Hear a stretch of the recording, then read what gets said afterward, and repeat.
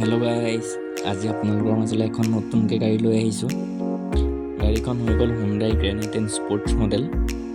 গাড়ীখন খুবেই ধুনীয়া হৈ আছে, বগা ৰঙত বহুত ধুনীয়া হৈ আছে গাড়ীখন গোলাঘাট নাম্বাৰ গাড়ী, 5 টনৰ গাড়ী হয়।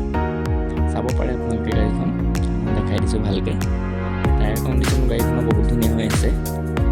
গাড়ীখনত আপোনালোকে ফিচাৰ্ছ বুলিবলৈ কিলেছ এণ্ট্ৰি পাই যাব, power window, AC, power steering, music system আৰু পুছ বাটন ষ্টাৰ্ট পাই যাব। গাড়ীখন 67,000 ৰানিং হ'ল। ভিতৰৰ কণ্ডিশ্যনো বহুত ধুনীয়া হৈছে গাড়ীখনৰ চব ৱৰ্কিং আছে আৰু চাব পাৰে। গোটেই গাড়ীখন ধুনীয়াকৈ এবাৰ দেখাই দিছোঁ। গাড়ীখনত আপোনালোকে সকলো ভিনি বস্তুৱেই পাই যাব এইখন গাড়ীত, আৰু বহুত ধুনীয়াকৈ ৰাখিছে গাড়ীখন। আপোনাৰ এপ্ৰন পূৰা চিল আছে, ইঞ্জিন পূৰা চিল আছে গাড়ীখন 2014 চনৰ।